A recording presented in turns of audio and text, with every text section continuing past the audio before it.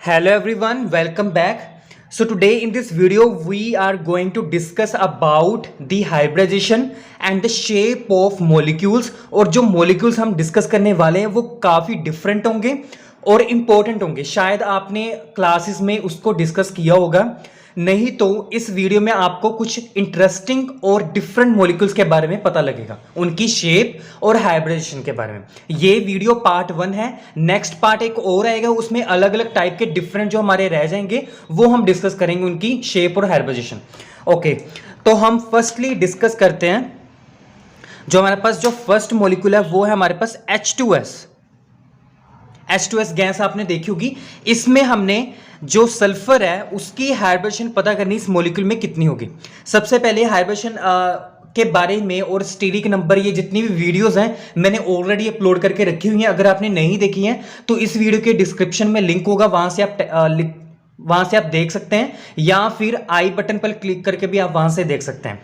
So firstly यहां पे sulphur है तो इसकी हाइब्रिडेशन चेक करते हैं। सबसे पहले इसकी इलेक्ट्रॉनिक कॉन्फ़िगरेशन पता नहीं चाहिए कितनी होती है, 3s2 3p4 होती है जो आउटर वॉली होती है, क्योंकि एटॉमिक नंबर 16 होता है और इलेक्ट्रॉनिक कॉन्फ़िगरेशन आपको पता होगी, ये आउटर वाली मैंने उठा ली है, दैट इज 3s2 3p4 16 होता है। ओके, अब यहाँ पे टोटल इलेक्ट्रॉन्स कितने हैं, 4 हैं, तो यहाँ पे मैंने रिप्रेजेंट कर दिए 4, 1 2 3 4 5 6 इलेक्ट्रॉन रिप्रेजेंट कर दिए। इसके साथ बॉन्डिंग में कितने आएंगे, हाइड्रोजन के 2 इलेक्ट्रॉन्स, मतलब एक हाइड्रोजन का इलेक्ट्रॉन इसके साथ बॉन्डिंग होगा और इस दूसरा इसके साथ होगा।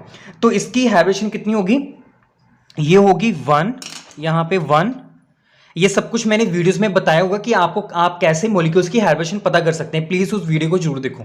सो यहां पे नेक्स्ट आ जाएगा 2, ये एक लोन पेयर बन जाएगा, लोन पेयर 1, और ये दूसरा लोन पेयर 2, राइट। अब यहां पे 1 2 3 एंड 4 से क्या होता है, sp3 4 से क्यों है, क्योंकि 3 यहां पे कुछ नहीं है तो 1 + 3 कितना हो गया, 4। तो हम ऐसे गैस करते हैं कि इसकी हाइब्रिडेशन मॉलिक्यूल की कितनी होगी, इतनी होगी इसके जो हमारे पास इलेक्ट्रॉन्स है, राइट। अब यहां पे आप बोलोगे इसकी हाइब्रिडेशन कितनी है sp3s मॉलिक्यूल में, बट इसकी हाइब्रिडेशन होती ही नहीं है एक्चुअल में। अब इसका रीजन क्या है, इसका रीजन है ये है ड्रैगोस कंपाउंड। ये क्या है, ड्रैगोस कंपाउंड है H2S। और ये ड्रैगोस कंपाउंड की ऑलरेडी एक और वीडियो मैंने बना के रखी हुई है, तो प्लीज उसको भी जरूर देखना, उसका लिंक भी आपको डिस्क्रिप्शन में मिल जाएगा। अब जैसे ये वाला मॉलिक्यूल हो गया, एक और मॉलिक्यूल होता है AsH3। अब ये भी क्या है, ड्रैगोस कंपाउंड है, यहां पे इसकी भी हाइब्रिडेशन नहीं होती है। तो कुछ कंपाउंड्स हैं हमारे पास जिनको ड्रैगोस कंपाउंड्स बोलते हैं, वो क्या होते हैं, उनकी हाइब्रिडेशन 0 होती है, कुछ होती नहीं है, राइट। अब नेक्स्ट हमारे पास, अगर आपको ये आ जाता है एग्जाम में तो क्या करना आपने, इसकी कोई भी हाइब्रिडेशन नहीं होती, राइट, आपने याद रखना। नेक्स्ट हमारे पास है N5+, इस मॉलिक्यूल की हाइब्रिडेशन हमने पता करनी है। अब इसमें हमने नाइट्रोजन की जो हाइब्रिडेशन है और शेप है वो हमने डिस्कस करनी है। सबसे पहले हमारे पास नाइट्रोजन कितने हैं, 5 नाइट्रोजन है, तो हमने इसको ऐसे ही लिख दिया पहले। अब नाइट्रोजन आपको पता है एक और दूसरा नाइट्रोजन आपस में कितने बॉन्ड बनाते हैं, ट्रिपल बॉन्ड।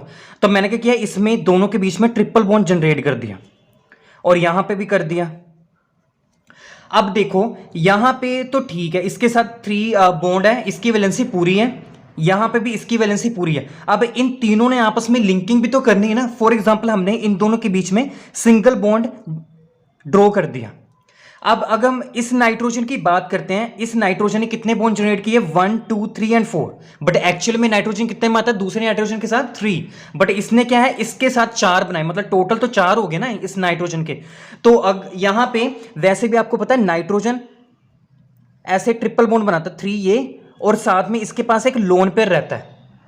जैसे आपने अमोनिया के केस में देखा होगा, नाइट्रोजन 3 बॉन्ड तो बना देता है किसी भी एटम के साथ, और उसके साथ एक्स्ट्रा क्या होता है, लोन पेयर होता है। यहां पे नाइट्रोजन ने दूसरे नाइट्रोजन के साथ ट्रिपल बॉन्ड बना लिया, अपनी वैलेंसी पूरी कर ली, जैसे NH3 के केस में था, और इसके साथ तो एक लोन पेयर तो ऊपर रहेगा, यहां पे भी एक लोन पेयर रहेगा। तो यहां पे क्या किया, इसने अब 4 बॉन्ड बना लिए, तो यहां पे जो इसका वो लोन पेयर था वो तो खत्म हो गया। अब लोन पेयर खत्म हो गया तो इसके ऊपर क्या आ जाएगा, पॉजिटिव चार्ज आ जाएगा, राइट। सिमिलरली इस नाइट्रोजन पे भी 4 बॉन्ड बनाए ना, तो इसके ऊपर भी क्या आ जाएगा, पॉजिटिव चार्ज आ जाएगा। अब हम बात करते हैं इस नाइट्रोजन की। अब इस नाइट्रोजन ने एक्चुअली में तो 3 बॉन्ड बनाता ना एक नाइट्रोजन, बट यहां पे इसने इस नाइट्रोजन ने सिर्फ 2 बॉन्ड बनाए हैं। एक्चुअल में एक और लोन पेयर तो होता ही है इसके पास, और यहां पे 2 बनाए हैं, तो एक कम बॉन्ड बनाया, तो उस कम बॉन्ड के जो इलेक्ट्रॉन्स होंगे इसके ऊपर ही रहेंगे ना, तो इसके ऊपर आ गया नेगेटिव चार्ज।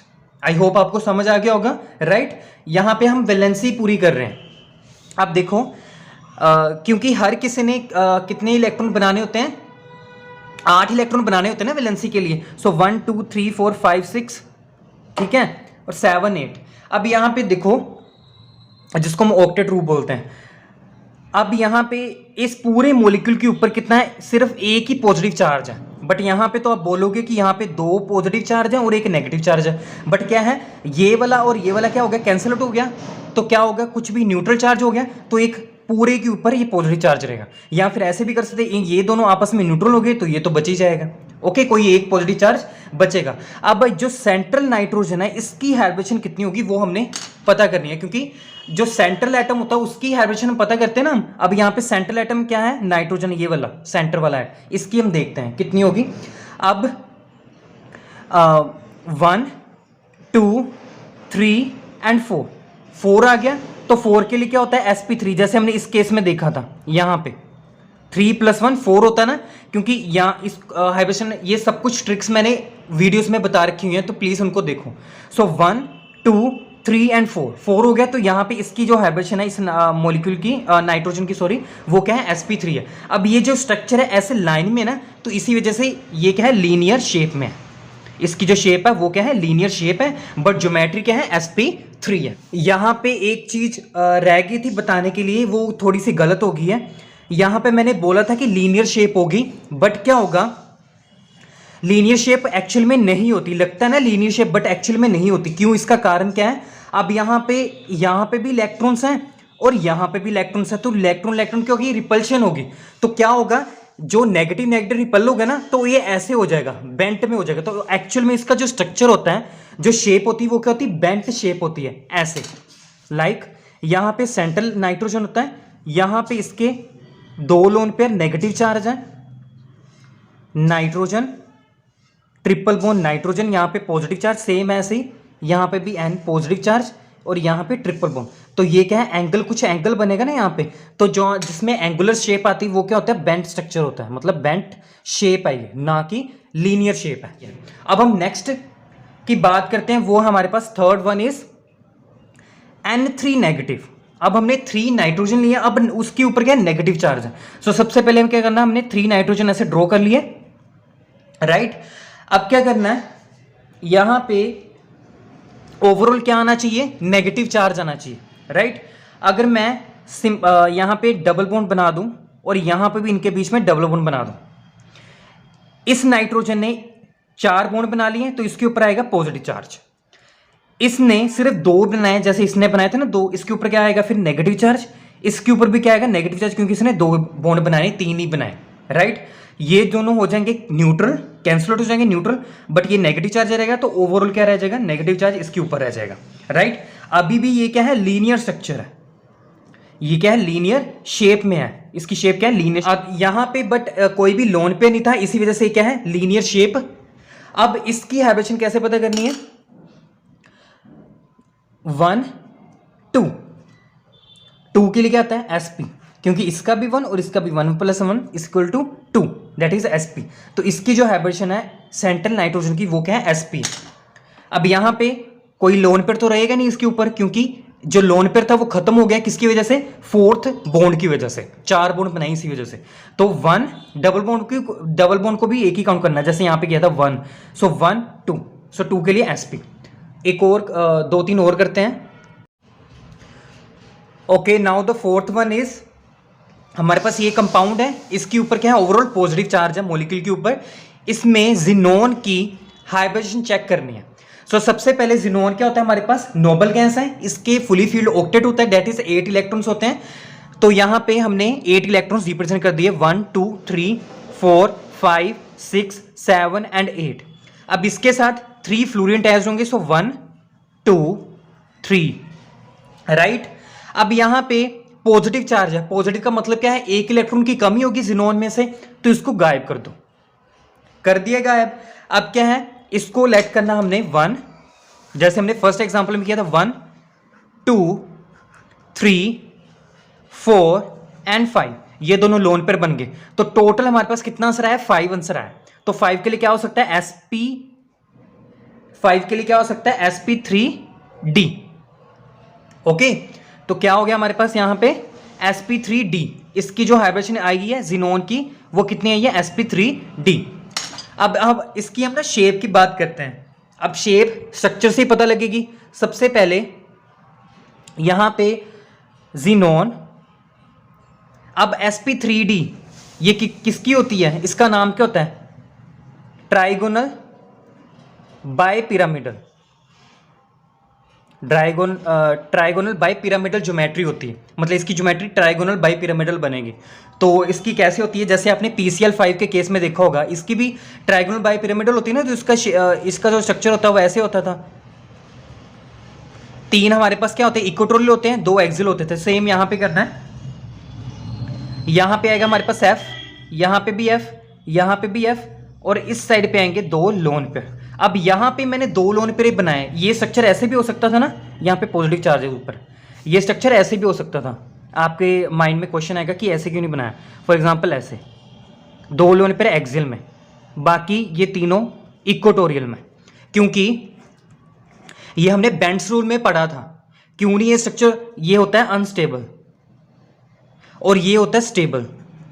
ये बेंट्स रूल में मैंने वीडियो बना के रखी हुई उसकी, वो भी आप देख सकते हो, आपको क्लैरिफाई होगी कि ये मैंने स्ट्रक्चर ड्रॉ किया, ये एक्चुअल में स्टेबल होता है, ये क्यों नहीं होता, हम क्यों नहीं ड्रॉ करते, क्योंकि एक्सेल में जो लोन पर होते हैं वो क्या ज़्यादा रिपल्शन क्रिएट करते हैं, तो इससे मॉलिक्यूल अनस्टेबल होता है।